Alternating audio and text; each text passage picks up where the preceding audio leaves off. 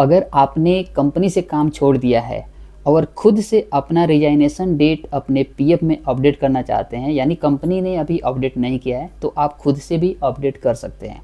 हालांकि रिसेंटली अभी जो है ईपीएफओ ने अपने अपडेट में ये बताया है कि जो है कंपनी को जो है 1 महीना के अंदर एम्प्लॉय का रिजाइनेशन डेट अपडेट करना है यदि वो काम छोड़ देता है तो चलिए, अगर अपडेट नहीं करता है कंपनी तो क्या करिएगा, खुद से अपडेट करना पड़ेगा।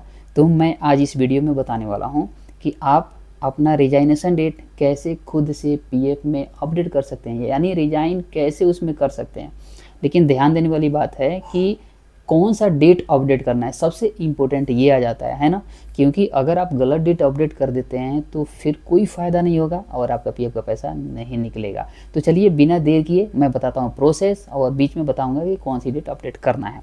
तो दोस्तों देखिए, मैं यहाँ पे कंप्यूटर पे क्या किया हूँ कि यहाँ पे देखिए गूगल खोलने वाला हूँ, ठीक है। आप देख रहे हैं ना यहाँ पे गूगल क्रोमो, मैं इसको खोलूँगा। आपको भी क्या करना है कि सेम गूगल क्रोमो जो है अपने मोबाइल पे खोलना होगा और उसको खोल करके जो है डेस्कटॉप मोड में कर लेना होगा, ताकि जैसे मैं ये कंप्यूटर पे कर रहा हूँ ना, ऐसे ही उस पर भी जो है आपको सहूलियत रहेगी, यानी आसान रहेगा अप्लाई करने में। तो चलिए फटाफट करते हैं। तो जैसे क्रोमो है ना, इस क्रोमो को आपको खोलना है। मैं यहाँ पे खोल लिया और मैं इसमें टाइप करता हूँ ईपीएफओ, देख रहे हैं ये।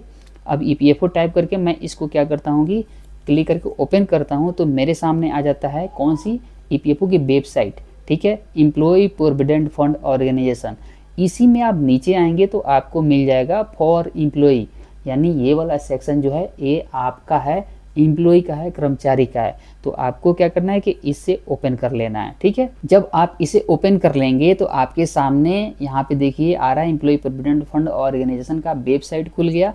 लेकिन आपको थोड़ा नीचे देखना है। नीचे जब आएंगे तो सर्विस मिलेगा, सर्विस के दूसरे नंबर पे मिल जाएगा member UN online service OCS OTCP, ठीक है।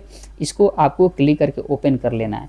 जो भी नोटिफिकेशन आएगा इसको आपको जो है स्किप करते जाना है, ओके करके, ठीक है। तो ओके देखिए यहाँ पे करते हैं तो ये स्किप हो जाएगा। अब यहाँ पे आती है, आपको यहाँ पे क्या पूछेगा, आपका यूएन नंबर और पासवर्ड।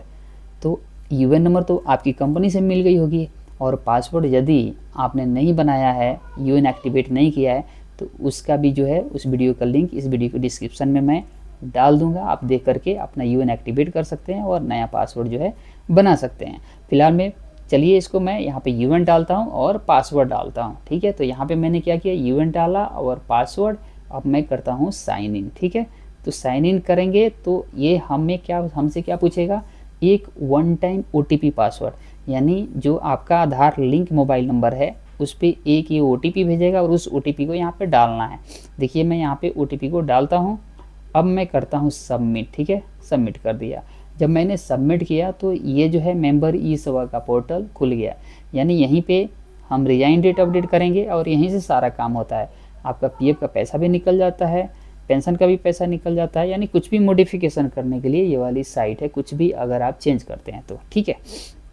अब देखिए रिजाइनेशन डेट अपडेट करने के लिए हमें आना पड़ेगा, यहाँ पे देखिए ऊपर होम व्यू मैनेज, ठीक है, मैनेज वाला ऑप्शन में आपको जाना है और सबसे नीचे आपको आना है, लिखा हुआ है मार्क एग्जिट, ध्यान से पढ़िएगा, मार्क एग्जिट, इसे क्लिक करके ओपन कर लीजिएगा। अब यहाँ पे सेलेक्ट एम्प्लॉयमेंट, ठीक है ना, यहाँ पे आपसे पूछेगा कि कौन सी कोड में आपको अपडेट करना है, यानी किस कंपनी में। तो चलिए पहले इसको ड्रॉप डाउन लिस्ट को खोलते हैं। देखिए यहाँ पे ड्रॉप डाउन लिस्ट खोले तो यहाँ पे 2 कंपनी दिखाई दे दी, यानी जिस जिस कंपनी में आप काम किए रहेंगे वो यहाँ पे लिस्ट मिल जाएगी। तो आपको क्या करना है, इसमें से अपनी कंपनी चुन लेना है जिस कंपनी में काम कर रहे थे, जिसमें रिजाइनेशन डेट अपडेट नहीं है। तो ऊपर वाला जो है फिलहाल मैं सेलेक्ट कर रहा हूँ क्योंकि इसमें रिजाइनेशन डेट अपडेट नहीं है, ठीक है। अब देखिए ये थोड़ी देर में डिटेल आ जाएगा। अब देखिए यहाँ पे डिटेल आ गया आपके सामने यहाँ पे।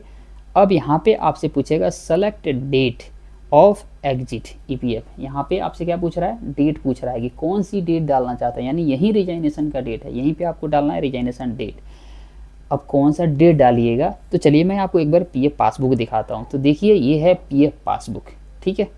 अब यहाँ पे आप देखेंगे ना तो जनवरी 2025 यहाँ पे है, जनवरी 2025 वेज मंथ है, यानी ये जो है जनवरी 2025 में लास्ट यानी अंतिम बार इन्होंने काम किया है। तो यदि आपको अपना डेट याद है कि लास्ट बार कब किए थे, कंपनी में आपका लास्ट दिन कौन था, वही डेट डालिएगा यदि पता हो तो, और यदि पता नहीं है तो आप उस महीने का अंतिम दिन डाल दीजिएगा। यानी कहने का मतलब ये जनवरी 2025 है तो हम 31 जनवरी 2025 आराम से डाल सकते हैं। ठीक है, तो ये जो जब आप ऐसे डेट डालेंगे तो ये गलत नहीं होगा, आपका पीएफ फंसने का कहीं चांस नहीं बनता है, आपका निश्चित तौर पे पीएफ विड्रॉल, पेंशन विड्रॉल हो जाएगा। अगर डेट पता है कि किस तारीख को आपने लास्ट अंतिम दिन काम किया है तो वो डेट डालिएगा, फिर महीना का अंतिम दिन मत डालिएगा, और नहीं पता है तो महीना का अंतिम दिन डाल दीजिएगा, लेकिन ऐसे आपको पीएफ का पासबुक देखना पड़ेगा। ठीक है, अब चलिए मैं वहाँ पे दिखाता हूँ कैसे आपको डेट डालना है। अब देखिए यहाँ पे सेलेक्ट डेट ऑफ एग्जिट, तो इसको आपको क्लिक करेंगे तो इसमें कैलेंडर जैसे खुलेगा। ठीक है, अब आपको यहाँ पे ये क्या करना है कि 31 यहाँ पे सेलेक्ट कर लेना है और इसको ओके कर देना है। देखिए यहाँ पे डेट मैंने यहाँ पे सेलेक्ट कर लिया, और वैसे ही कह रहा है कि रीसेलेक्ट डेट, सेम डेट यहाँ पे सेलेक्ट करना एक बार और, ये खोले और यहाँ पे 31 कर दिए। ठीक है, 31 जनवरी दोनों में मैंने कर दिया, यहाँ भी 31 किया, यहाँ भी 31 किया। क्यों? क्योंकि मैं जिनका अपडेट कर रहा हूँ ना, इनका एग्जैक्ट मतलब डेट पता नहीं है किस दिन लास्ट अंतिम दिन काम किए थे, इसलिए मैंने महीना देखा, महीना का अंतिम डेट डाल दिया। ठीक है, अब तीसरा काम क्या है इसी में, सेलेक्ट रीजन। बहुत इंपॉर्टेंट होता है रीजन, लोग इसको देखते ही नहीं और मतलब लापरवाही करते हैं सेलेक्ट करने में।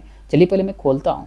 देखिए यहाँ पे इतने सारे रीजन आ रहे हैं, अगर इसमें से गलत आपने सेलेक्ट कर दिया ना तो आपका पीएफ फंसना पक्का है, तो आप सही करिएगा। कहने का मतलब अगर आप ऐसे ही कंपनी छोड़ के गए हैं, मतलब सिर्फ जॉब चेंज किए हैं या घर चले गए हैं, तो आप डालिएगा सबसे लास्ट वाला सेसेशन शॉर्ट सर्विस, पढ़ लीजिए, यही वाला आपको डालना है। और कोई ऊपर वाला रिटायरमेंट, परमानेंट डिसेबलमेंट, ये सब मत डाल दीजिएगा। ठीक है ना, कई सारे लोग डाल देते हैं डेथ, क्या क्या डाल देते हैं, उससे पीएफ फंस जाता है, नहीं निकलता है। तो यदि अगर आप ऐसे ही काम छोड़ करके कोई दूसरी जगह नौकरी करने गए हैं या जाना है या नहीं कर रहे हैं, मतलब ऐसे ही छोड़े हैं, तो cessation short service any other reason, ये वाला आपको सेलेक्ट करना है। चलिए मैं सेलेक्ट करता हूँ। अब देखिए मैंने 3 काम किया, यहाँ पे डेट डाला, यहाँ पे डेट डाला और यहाँ पे रीजन सेलेक्ट कर लिया। ठीक है, अब यहाँ पे क्या करेंगे कि टर्म्स एंड कंडीशन एक्सेप्ट कर लेंगे। ठीक है, ये एक्सेप्ट हो गया। अब रिक्वेस्ट ओटीपी करेंगे, क्योंकि ओटीपी डालेंगे तभी तो वैलिडेट होगा और ये डेट मैंने डाला हुआ अप्रूव्ड होगा। चलिए यहाँ पे क्या करते हैं कि रिक्वेस्ट ओटीपी कर लेते हैं। ठीक है, यहाँ पे लिख रहा है कि have you read the points carefully, तो यहाँ पे यस कर दीजिएगा कि हमने जो भी टर्म्स कंडीशन था वो हमने पढ़ लिया है पॉइंट। ठीक है ना, और यहाँ पे देखिए ओटीपी ये आ गया। अब उस ओटीपी को हमें क्या करना है, यहाँ पे डालना है। आपकी जो मोबाइल नंबर जो आधार से लिंक है ना, उसी पे ओटीपी जाएगी। तो जो है यहाँ पे आधार ओटीपी डालते हैं और यहाँ पे क्या करते हैं कि टीएनसी एक्सेप्ट कर लेते हैं। अब देखिए यहाँ पे टीएनसी मैंने एक्सेप्ट कर लिया, अब यहाँ पे कह रहा है कि सबमिट। ठीक है, चलिए इसे सबमिट कर देते हैं। सेम आपको ऐसे ही करना है। यहाँ पे फिर एक बार आपसे पूछ रहा है कि are you sure you want to update date of exit, यानी आप श्योर हो गए हैं कि ये डेट जो आपने डाला है ये अपडेट करना है, तो यहाँ पे अपडेट कर दीजिएगा। अब थोड़ी देर में देखिए अपडेट हो जाएगा। अब देखिए यहाँ पे अलर्ट आ गया, यहाँ पे पढ़ रहे हैं date of exit updated successfully, यहाँ पे यानी मैसेज आ गया, यानी हमने जो डेट रिजाइनेशन डेट अपडेट किया वो सक्सेसफुली यहाँ पे अपडेट हो गया, यानी अब आप रिजाइन अपनी कंपनी में कर दिए यहाँ पे। चलिए इसे ओके कर लेते हैं।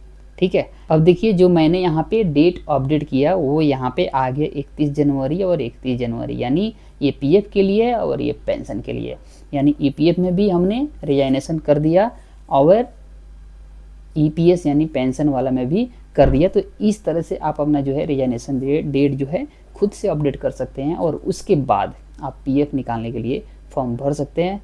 उम्मीद करते हैं कि ये वीडियो आप लोगों के लिए हेल्पफुल रहेगा। फिर भी कोई परेशानी आती है रिजाइनेशन डेट आपको खुद से अपडेट करने में, तो ये वाली जो है मोबाइल नंबर, इस पे ज़रूर स्क्रीनशॉट भेजिएगा।